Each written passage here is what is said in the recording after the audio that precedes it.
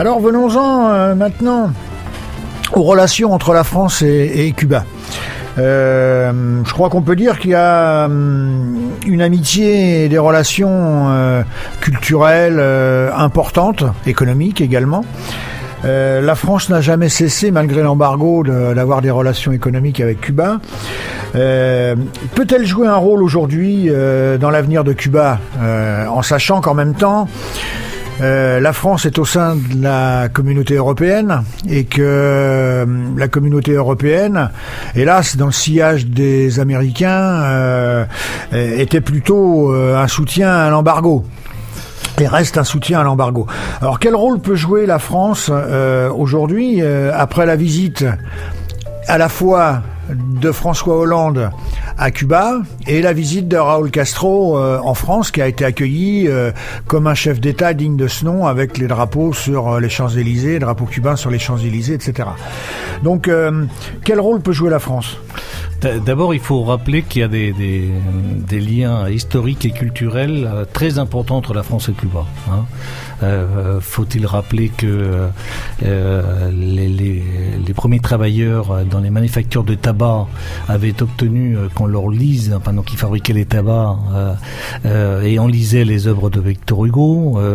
Faut-il rappeler que les idéaux de la Révolution française ont été au cœur aussi de la Révolution cubaine. Faut-il rappeler que le drapeau cubain ressemble au drapeau tricolore. Faut-il rappeler que l'hymne national cubain ressemble à la Marseillaise. Et donc, tout ça pour dire qu'y compris pendant la période avant que j'aborde la question de la visite et du rôle que peut jouer la France, y compris pendant ces années où, sous l'impulsion de l'Union européenne, il n'y avait pas de relation directe, la France et Cuba a maintenu une certaine relation, dans laquelle d'ailleurs notre association a joué un rôle, puisque nous avons été pratiquement les seuls à pouvoir faire le lien entre la France et Cuba. Alors on va y revenir sur votre action. Mais revenons sur d'abord la visite de Hollande, du président français, est une visite extrêmement importante. Pourquoi ? D'abord parce que c'était la première fois qu'un chef d'État européen, c'était la première fois qu'un chef d'État français visitait Cuba, la Cuba de Fidel, la Cuba révolutionnaire, premier chef d'État européen, et c'est par, on peut tout penser de la politique intérieure de Hollande, mais là, en ce qui nous concerne là aujourd'hui, on parle de sa position vis-à-vis de Cuba. Il a au moins laissé quelque chose de positif. Il est allé sur place. Je dois vous dire que c'était pas pour nous déplaire. Au petit passage, notre association avait été invitée dans la délégation officielle, et donc j'ai pu assister aux deux conférences, aux deux interventions politiques qu'il a eues à Cuba, qui résument ses intentions. Il est allé à Cuba et il a réaffirmé, alors dans son premier discours, il a parlé que la France était opposée à l'embargo. Dans son deuxième discours, il s'est repris, il a parlé de blocus. Parce qu'il faut parler de blocus, non pas d'embargo. Mais surtout, c'est sa déclaration de dire « Je suis venu à Cuba en tant que chef d'État français pour aider Cuba au développement économique en respectant les principes fondamentaux de votre État. » C'était de ce point de vue une déclaration extrêmement importante. Alors, est-ce qu'il n'y a pas quand même une intention cachée derrière, qui est le développement du commerce extérieur de la France, parce qu'il y a un marché à Cuba, et puis le développement de Cuba, on s'en fout un peu derrière, selon les bonnes méthodes colonialiste qu'a eu la France pendant un certain temps. Je ne sais pas si on peut utiliser la logique colonialiste, mais en tout cas c'est évident, c'est qu'il y a effectivement un marché important à Cuba, et qu'il est logique que le chef de l'État se préoccupe du développement économique possible des entreprises françaises. Encore fallait-il qu'un certain nombre de questions soient réglées au préalable. Et je dois le reconnaître que là aussi, la France, non pas unique, a joué un rôle très important.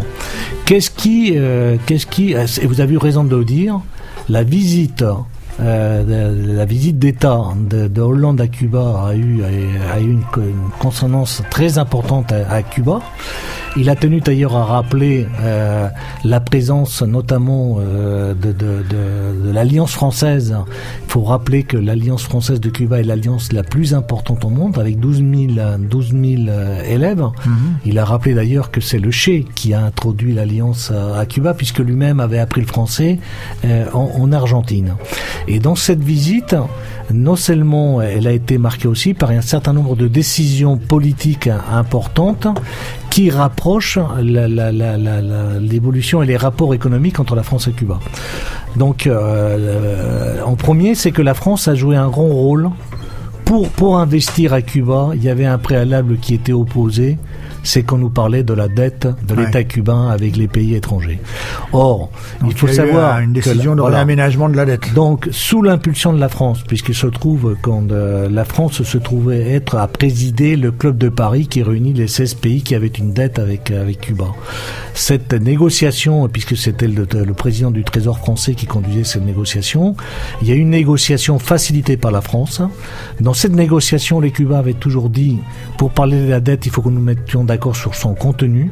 Il faut rappeler que l'essentiel de la dette n'était pas la dette initiale, mais c'était les intérêts moraux. De la dette. Donc cette partie-là a été négociée avec l'aide de la France.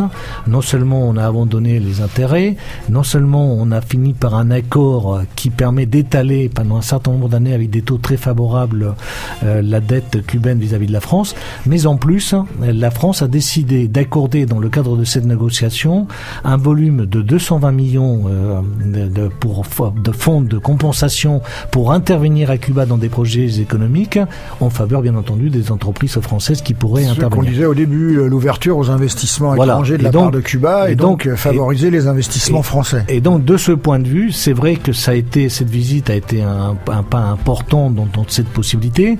Elle a été ensuite suivie par un autre geste important du président français, c'est celui d'inviter là aussi à une visite d'État le président Castro qui est venu donc en France et qui a permis aussi de signer toute une série d'accords dont le plus important et qui commence à porter ses fruits aujourd'hui, c'est la décision par la France d'installer, avec l'accord bien entendu de Cuba, d'installer l'AFD, l'Agence française pour le développement à Cuba, qui vient d'ouvrir donc il y a quelques mois son bureau, et décision aussi gouvernementale qui conduit à faire que l'AFD puisse proposer un crédit de 50 millions d'euros par an. Oui, pour nos auditeurs, il faut préciser ce qu'est l'AFD. C'est la structure de financement de l'aide française à travers le monde dans les différentes coopérations. Voilà. Et donc un outil important pour des entreprises françaises qui veulent investir dans des projets à Cuba, qui peuvent bénéficier donc de ces crédits. Donc cette décision a été réaffirmée et c'est ce qui permet d'ailleurs, pour être concret, qui a permis déjà une première réalisation importante, puisque dès cette année, un premier crédit à hauteur de 25 millions d'euros a été accordé pour soutenir la filière viande lait à Cuba, et donc ça mérite, ça vaut la peine de le signaler. Cette ouverture, ce qui peut être aussi, ce qui est très favorable pour les entreprises françaises aujourd'hui, c'est que jamais les relations économiques et politiques entre la France et Cuba n'ont été si bien. Donc il y a toute une série de projets dans lesquels les entreprises françaises sont leaders. Je pense particulièrement dans le domaine de l'eau, de l'assainissement, où nous-mêmes déjà nous avons, à travers des organismes tels que le CIEP, nous sommes intervenus depuis de nombreuses années.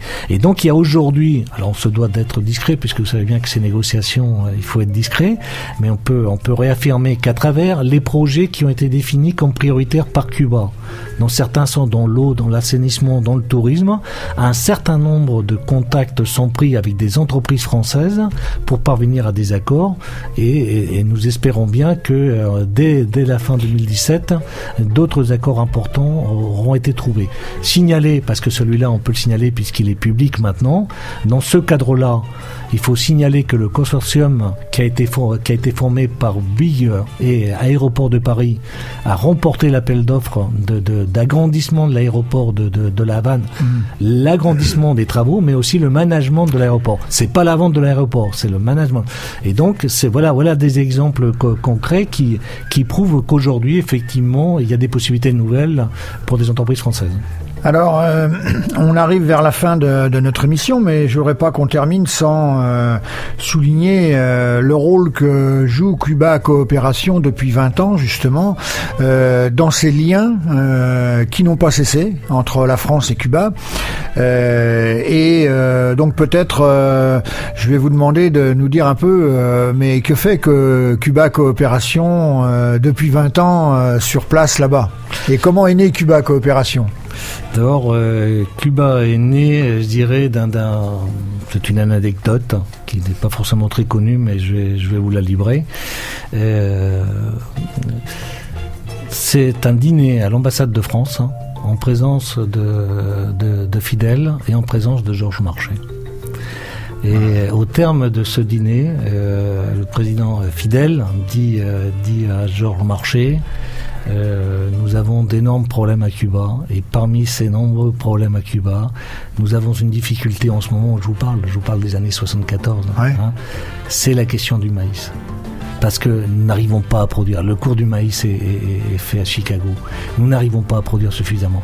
Fidel dit: je sais qu'en France, la France est pour une agriculture très très très puissante. Est-ce que vous pouvez nous aider à régler cette question?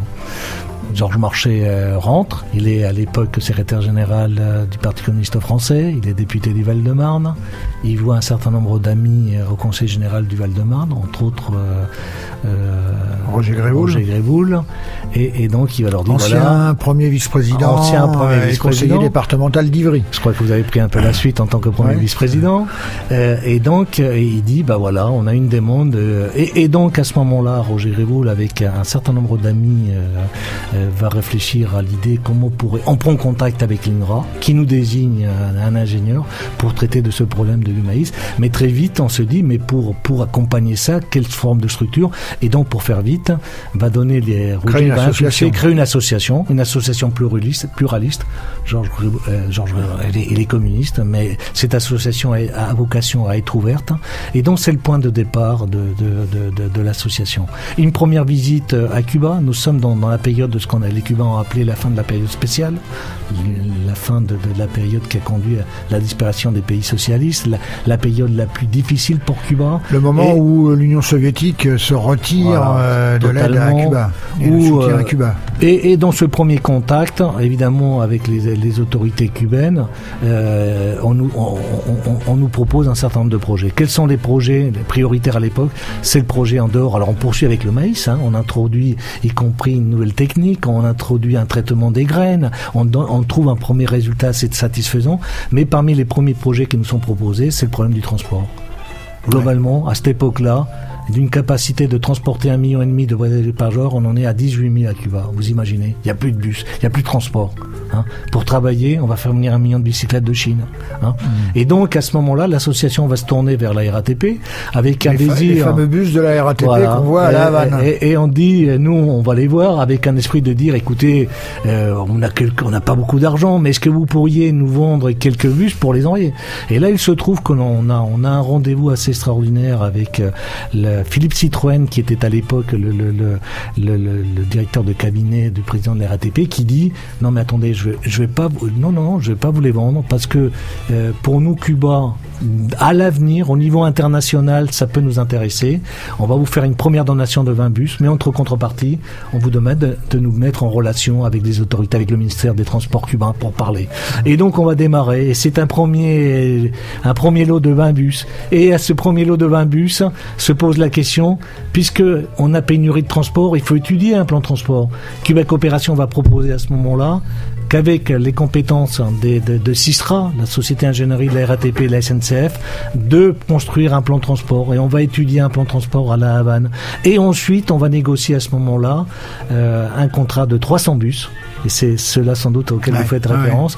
300 bus qui vont être achetés à très bon prix, avec des pièces détachées, avec un accompagnement technique. Des techniciens cubains viendront dans le dépôt d'Ivry, les techniciens d'Ivry de la RATP iront à Cuba, vous voyez. Et puis ça, c'est une vraie coopération économique internationale. Il n'y a pas de rapport dominant-dominé là. On n'essaie pas de piller l'économie cubaine. Non, et puis vous savez, c'était des bus qui étaient... C'est un bel exemple parce qu'on pourrait se dire que ça devrait être comme ça, les rapports économiques à travers le monde. Ouais, vous avez raison. En particulier en direction des pays du tiers-monde. Et puis ça a permis quand même pendant des années, effectivement, quand on allait à La Havane, les seuls bus qu'on voyait, c'était... voilà. Et puis dans ce domaine-là, la vision de Roger était de dire, vous savez, les bus, ils n'ont qu'une durée de vie. Qui se rappelle aujourd'hui des bus? Vous, parce que vous les avez vus, mais ceux qui ne les ont pas vus. Or, nous voulions que cette présence de coopération, elle s'inscrive dans la durée. Alors, on a travaillé avec l'historien, puisqu'on avait la chance de côtoyer l'historien de la ville de La Havane, Eusebio Leal, à la conception de la maison Victor Hugo. Ouais. Pourquoi la maison Victor Hugo? Pourquoi Victor Hugo à Cuba? Alors, Victor Hugo n'a jamais visité Cuba, mais il se trouve que Victor Hugo a maintenu une correspondance étroite avec Marty, l'apôtre. Et surtout, Victor Hugo a écrit 2 merveilleuses lettres en réponse au moment de la lutte de libération dont on parlait tout à l'heure contre la couronne espagnole. Des femmes immigrées cubaines de New York vont écrire à Victor Hugo pour lui dire c'est un massacre ce qui se passe à Cuba dans cette lutte. Prenez position. Et Victor Hugo va écrire 2 merveilleuses lettres dans lesquelles, pour le résumer, entre la couronne et cette jeune pays qui lutte pour sa liberté, je choisis ce jeune pays. Donc voilà, il y avait une relation déjà maintenue. Donc nous avons travaillé à la conception de ce que pourrait être la maison Victor Hugo, conçue comme une véritable médiathèque, présence permanente de la culture française. Nous l'avons travaillé en conception avec notre regretté ami Jean Lebras, qui avait été le président du Grand Louvre. Hein. Donc, cette maison a été inaugurée en 2006. C'est devenu le centre culturel français en permanence à Cuba. Et bien entendu, c'est un lieu que j'invite les Français qui nous écoutent et qui vont à Cuba à visiter. Ils verront cette présence culturelle française. Bon, mais alors aujourd'hui, Cuba Coopération, qu'est-ce que c'est? Aujourd'hui, on peut le dire, on n'aime pas trop parce que le président le dit, c'est pas à nous de le dire, mais bon, disons-le, nous sommes l'association la plus représentative de la coopération française. À côté de ces actions, il y a eu d'autres grosses étapes très importantes qui ont marqué ce développement. En 2006, nous avons été sélectionnés par les Nations Unies à travers le PNUD, le gouvernement cubain, l'ambassade de France, le ministère des Affaires étrangères, pour conduire un PDHL, un projet de développement local humain sur la province de Cienfuegos. Pourquoi? Parce que la ville de Cienfuegos est la seule ville des Amériques fondée pendant la domination espagnole par un colon français. Des colons qui venaient à la fois des Bordelais, qui venaient de la Louisiane, qui ont créé des racines historiques. Et donc, ce vaste projet, nous l'avons conduit, c'est un projet qui s'inspirait des objectifs, si vous vous rappelez, du millénaire. Ça concerne aussi bien l'éducation, la santé.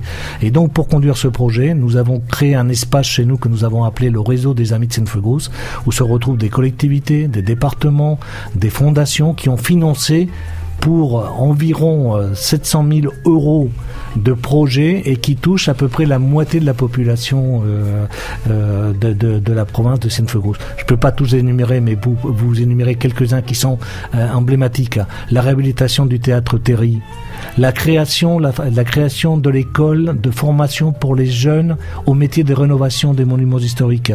Cette école, qui a été financée par une société d'économie mixte du département, la SADEB, est devenue une référence aujourd'hui nationale, et Cuba produit ce type d'exemple. Ce sont des jeunes d'insertion qui viennent apprendre ces métiers-là, qui sont utilisés comme des salariés pour les travaux de rénovation.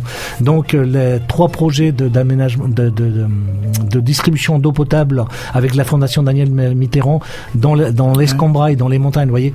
Et donc aujourd'hui, Cuba Coopération poursuit d'abord un vaste projet très important chaque année, qui est conduit grâce au financement du SIAP.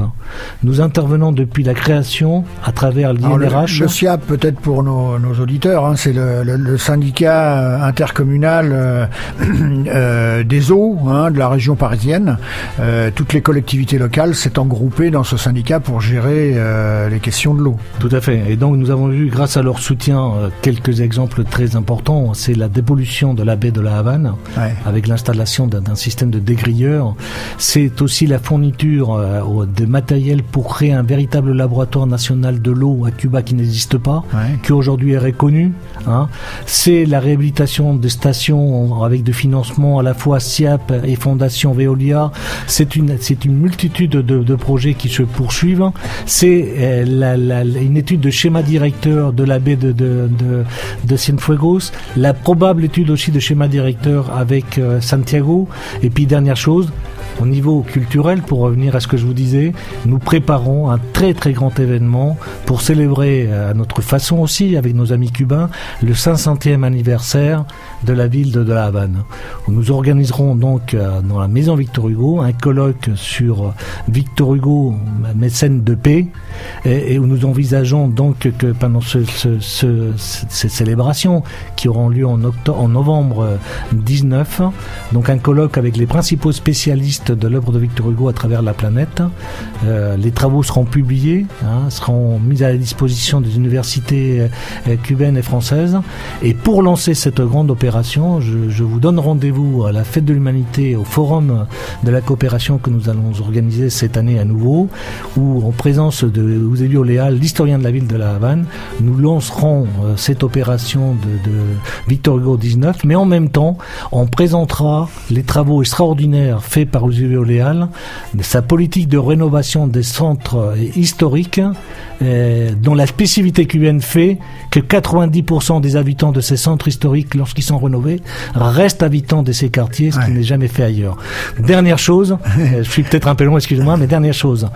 Cuba Coopération a donc vocation à poursuivre la coopération décentralisée telle que je viens de vous le décrire. Mais nous avons pris une décision stratégique aussi importante, qui découle de ce qu'on a abordé tout à l'heure dans les différentes choses. C'est l'ouverture économique. Donc, nous avons considéré qu'au moment où des conditions étaient plus favorables pour que des entreprises françaises puissent participer au développement économique à Cuba, que nous ne pouvions pas rester insensibles. Ceci nous a conduit donc à prendre la décision de créer une filiale de Cuba Coopération qui s'appelle Cuba Coopération Développement. C'est une société d'ingénierie commerciale qui a vocation d'accompagner les entreprises françaises qui souhaitent étudier et participer activement à la concrétisation de ces projets économiques. Je me dois de garder un peu pour l'instant discrétion sur un certain nombre de sujets, mais vous dire que nous travaillons dès aujourd'hui sur des projets très importants qui touchent à la fois le développement économique de Cuba à travers l'eau, l'assainissement, le tourisme et d'autres secteurs. Merci Victor Fernandez et longue vie à l'association Cuba Coopération et à ses nombreux projets. On voit que à la suite de la visite de François Hollande et la venue de Raúl Castro, la France et vous en êtes un ambassadeur en quelque sorte, et un ambassadeur très actif. La France développe ses relations avec Cuba, ce dont on peut aujourd'hui se féliciter. Alors vous nous parliez de cette initiative à la Fête de l'Humain. Radio Armada sera à la Fête de l'Humanité et on essaiera à ce moment-là de venir vous voir de façon à ce qu'on puisse évoquer ces projets. Alors pour terminer, un dernier morceau de musique.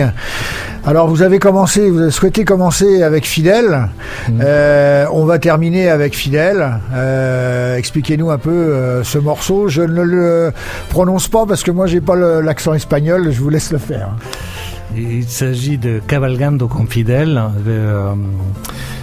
Petite explication, j'ai choisi ce morceau parce qu'il illustre à la fois l'émotion qu'a ressenti le peuple cubain, ses artistes au moment de la disparition. C'est une chanson qui a été faite par un certain nombre d'artistes cubains tout de suite à l'annonce de Fidel. Mais ce que je souhaite, c'est le fil conducteur. Et ça m'oblige de revenir à un événement historique important quelques années en avant dont on n'a pas parlé dans l'émission. Est-ce que vous m'autorisez à le faire? Bien sûr. Voilà, on a parlé du contexte politique avec le blocus et ainsi de suite. Il y a un événement historique qui est très important et qui a lieu en 1981.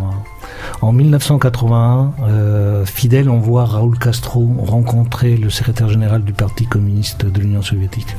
C'est Andropov à ce moment-là. Et au cours de cette réunion, Andropov dit à Raoul: il faut que tu informes Fidel que si les États-Unis attaquent Cuba, nous ne pourrons pas bouger.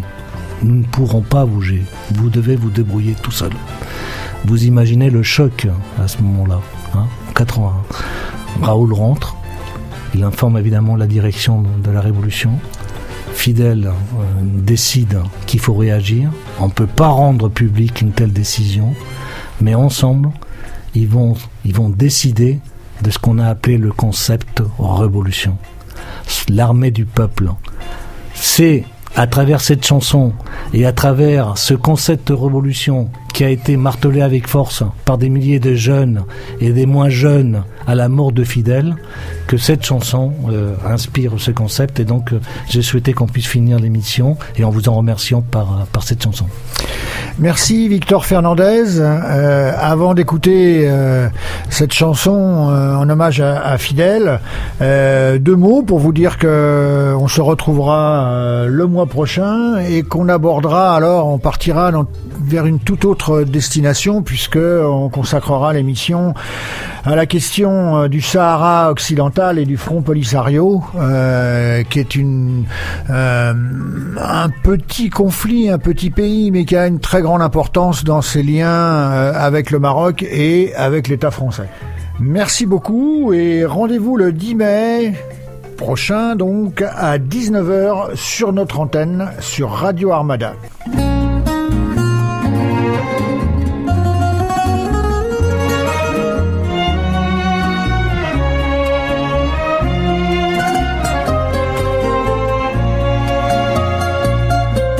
Dicen que en la plaza en estos días se les ha visto cabalgar a Camilo y a Martí,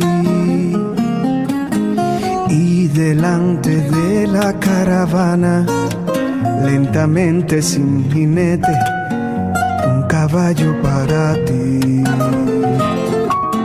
Vuelven las heridas que no sanan de los hombres y mujeres que no te dejaremos ir. Hoy el corazón nos late afuera y tu pueblo, aunque le duela, no te quiere despedir. Hombre, los agradecidos te acompañan, como anhelaremos tus hazañas. Ni la muerte cree que se apoderó de ti. Hombre, aprendimos a saberte eterno, así como lo vi Jesucristo. No hay un solo altar sin una luz por ti.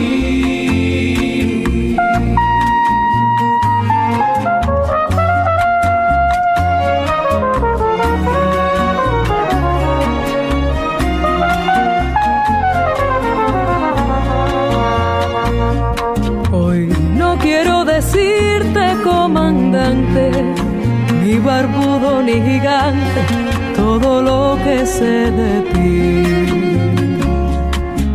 Hoy quiero gritarte, Padre mío, no te sueltes de mi mano, aún no sé andar bien sin ti. Hombre, los agradecidos te acompañan, como anhelaremos tus hazañas. Ni la muerte cree que se apoderó de ti. Hombre, aprendimos a saberte eterno, así Cristo. No hay un solo altar sin una luz por ti.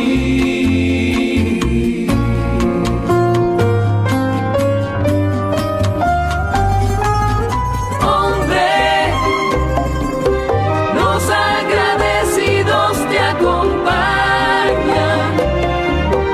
¿Cómo anhelaremos tus hazañas? Ni la muerte cree que se apoderó de mí. Hombre, aprendimos a saberte eterno, así como lo vi Jesucristo. No hay un solo altar sin una luz por ti. Dicen que en la plaza esta mañana ya no caben más corceles llegando de otro confín. Una multitud desesperada de héroes de espaldas aladas que se han dado cita aquí. Y delante de la caravana, lentamente sin jinete, un caballo para